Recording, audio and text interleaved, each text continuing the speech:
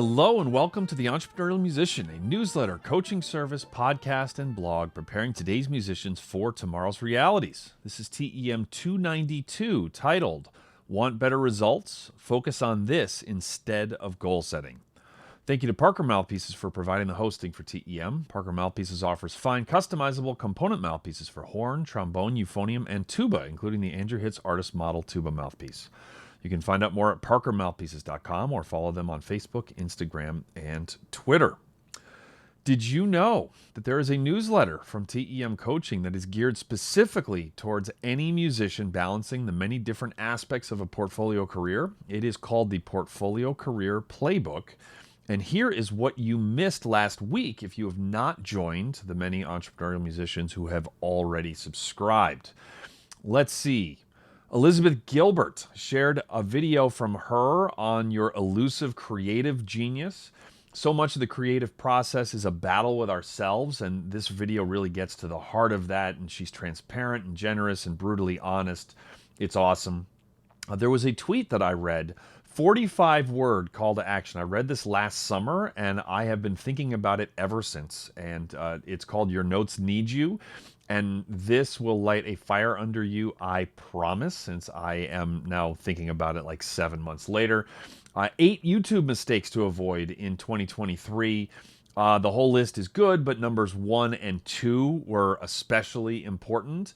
And this is actually applicable to all social media channels. And then the other was a tool called hunter.io, which is a tool that you can use to find absolutely anyone's email address from this massive database. So if you would like to get links like that sent to your inbox every single week, then please go ahead to signup.tem.fm.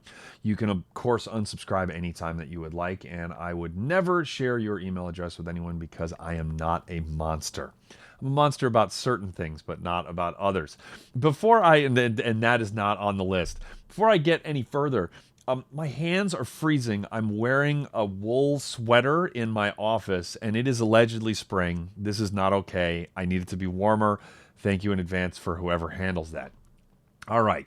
TEM 292, want better results? Focus on this instead of goal setting. The following are some quotes from James Clear's incredible book, Atomic Habits. This is all from the first chapter. Some quotes and then some thoughts on how this applies to us as entrepreneurial musicians. Quote, if you want better results, then forget about setting goals. Focus on your system instead. What do I mean by this? Are goals completely useless? Of course not. Goals are good for setting a direction, but systems are best for making progress. He then goes on to talk about 4 problems that can arise from goal setting. Problem number 1, he calls winners and losers have the same goals. This one really got my brain thinking.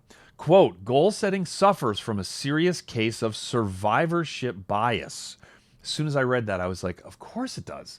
Anyway, back to the quote. We concentrate on the people who end up winning, the survivors, and mistakenly assume that ambitious goals led to their success while overlooking all of the people who had the same objective but didn't succeed.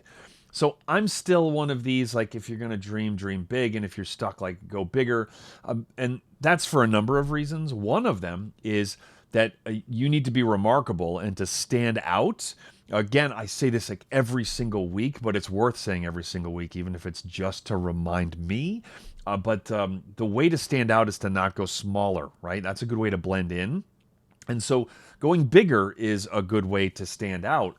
But it's not. That's not necessarily the reason why people succeed. And it's very easy in my brain to see people in my space or adjacent who had big goals and then they accomplished them. And then you say they got there because of those big goals, where James Clear lays out a really great case. If you haven't read this book, just go read it. I'm telling you, just go. I listened to all books. I bought it on Audible. And the second day that I was listening to Audible, so I was in the second chapter, I believe, I purchased not just the Kindle version, which I purchased, but I also purchased the hardcover copy of this. I do not believe that there are any other books that I actually own 3 copies of. Audible, Kindle, and hard copy, but this I knew was going to be a reference book for me for the rest of my career and life, and so I grabbed it. Problem number 2 that he lays out: achieving a goal is only a momentary change. And then I'm not including his entire explanations here because you can just read the book. I'm just like taking an excerpt and then sharing some thoughts on it. So again, go read the first chapter. It's great. Quote, achieving a goal only changes your life for the moment. That's the counterintuitive thing about improvement. We think we need to change our results, but the results are not the problem. What we really need to change are the systems that cause those results. When you solve problems at the results level, you only solve them temporarily. In order to improve for good, you need to solve problems at the systems level, fix the inputs, and the outputs will fix themselves. I am reminded of Jeff Nelson, the incredible world-class horn player for Canadian Brass. He did an Inside the Practice Room session for me, which is available via Hits Academy. But this is not a plug for that.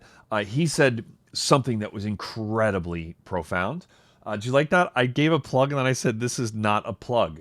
This is like this is not a pipe drawing from the French artist who I can't think of right now. So don't email me. I can Google it. Anyway, moving right along.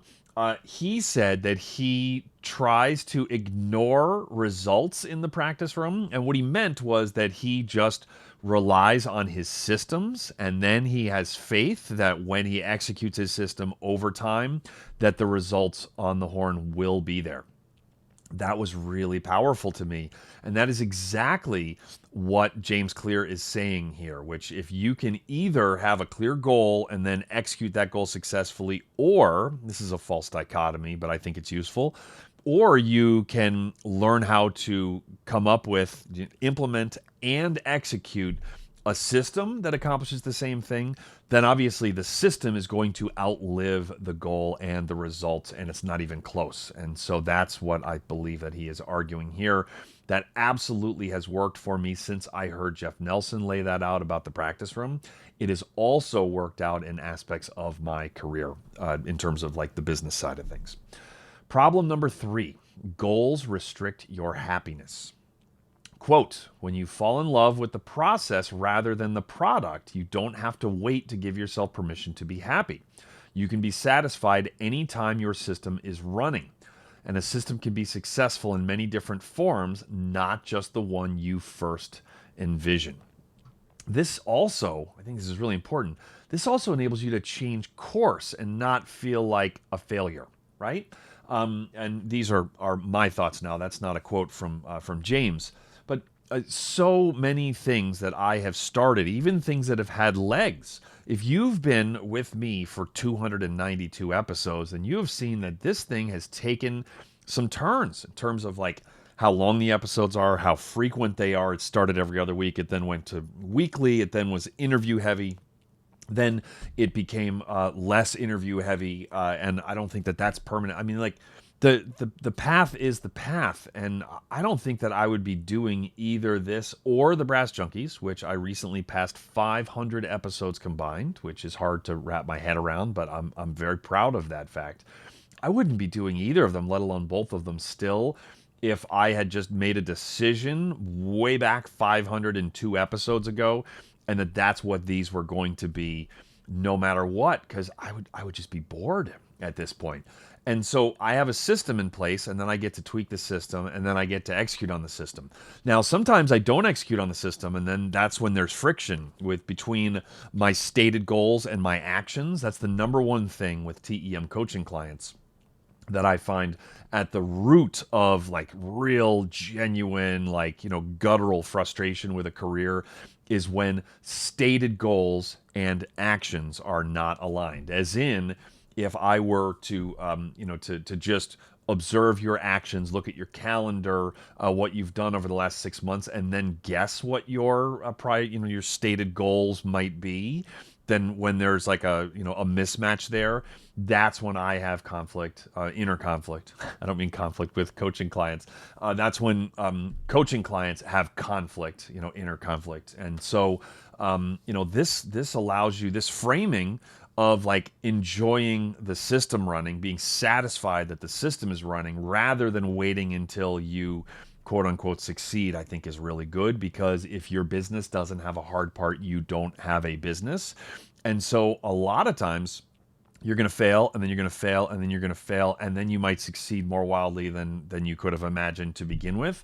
But if you're hanging your hat solely on successes, then we had like no success, no success, no success, no success at all, and then success. It takes a certain kind of person to be able to deal with that much failure and framing it that way until the satisfaction comes. And even if you're the kind of person that can pull that off, I'm not so sure that that's the most healthy way to go about this. Finally, problem number 4.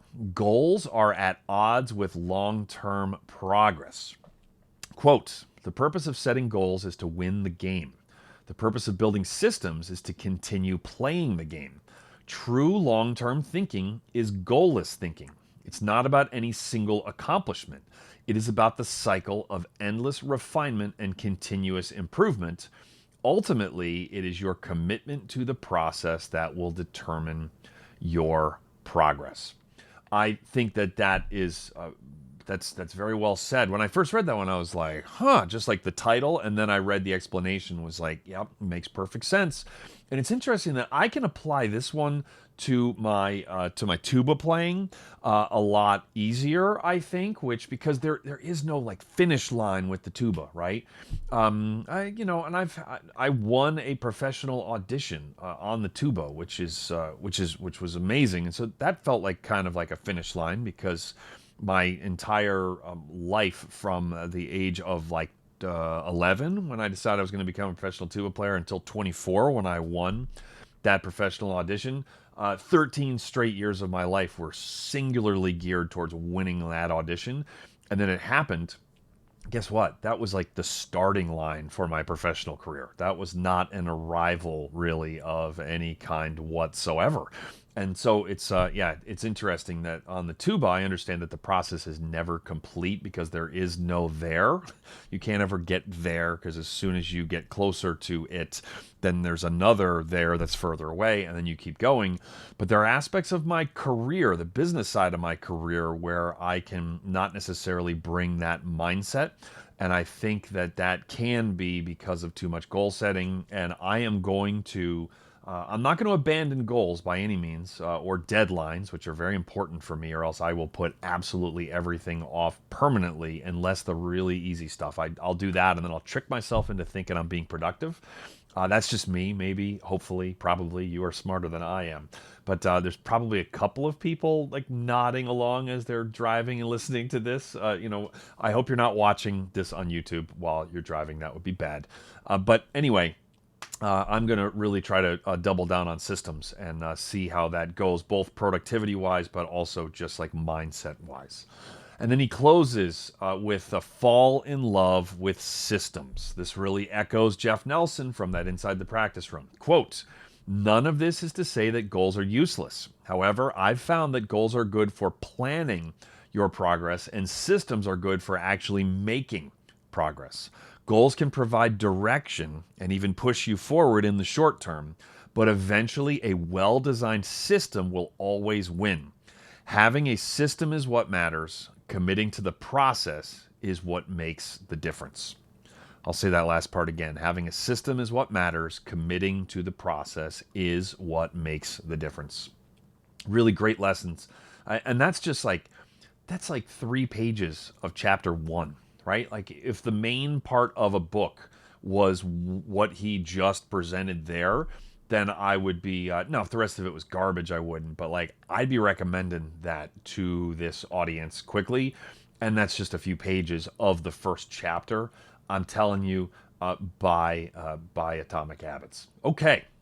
Today's quote is from Julie Andrews, who's awesome. Quote, some people regard discipline as a chore. For me, it is a kind of order that sets me free to fly. This pairs nicely with James Clear's emphasis on systems and Jeff Nelson's emphasis on systems. When I have a system in place for TEM, for tuba, for my coaching business, it frees me up to do my best work because the chatter in my head virtually disappears. Setting up a system is very important, but it then takes discipline to execute that system over and over again. Thank you so much for tuning in for yet another episode of TEM. Thank you so much to my Patreon patrons who make all of this possible. There's a lot of ongoing costs, and you are very, very appreciated. If you would like to join them, you can go to patreon.com/TEM podcast to learn more. Thank you to Parker Mouthpieces. Thank you to Balagon, my buddies, me and 3 friends who played the music that you hear at the beginning and at the end of this. And thank you for your attention. I appreciate each and every one of you. And that is going to do it for this episode of The Entrepreneurial Musician.